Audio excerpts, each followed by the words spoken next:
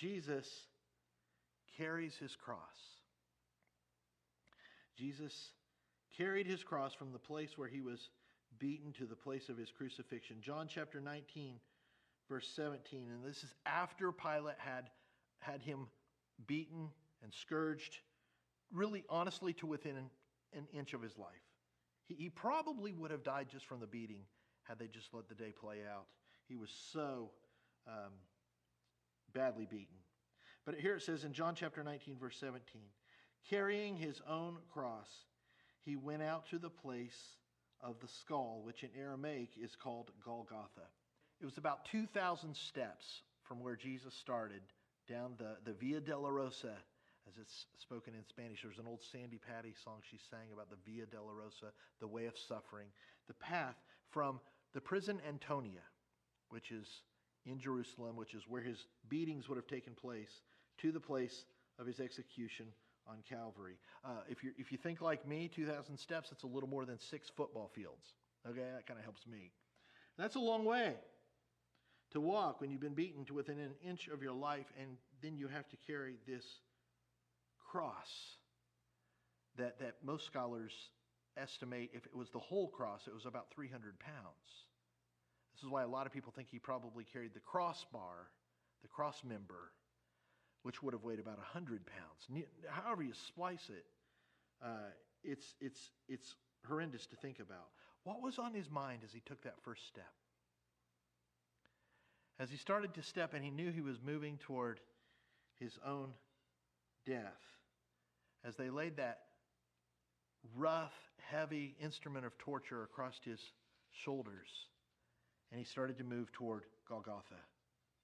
How many times had he thought about this through the course of his life? You sit and ponder things like this. I don't know exactly when Jesus figured the whole picture out.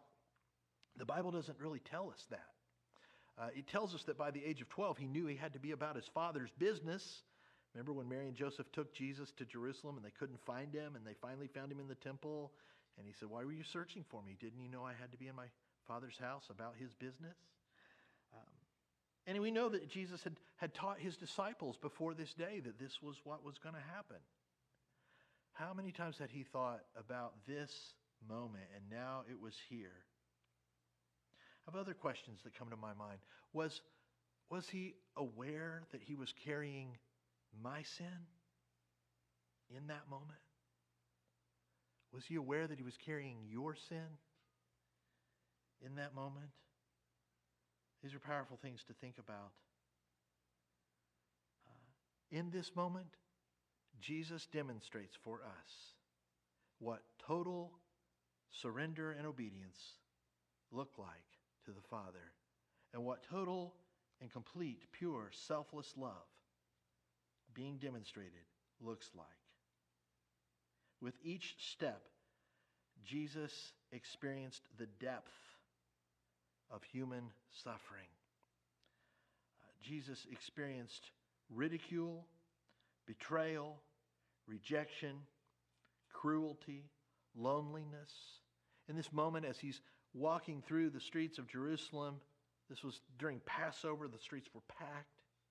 People are jeering and spitting and throwing things and insulting him. There's thousands of people, but I'm sure he felt all alone in that moment. Jesus experienced and took upon himself the worst that the world could throw at anyone. And again, he did it for you. He did it for me. That's just an amazing, overwhelming thing to stop and ponder. And the Hebrew writer was dead on when he wrote in Hebrews chapter 4, verse 15, "We do not have a high priest who is unable to empathize with our weaknesses."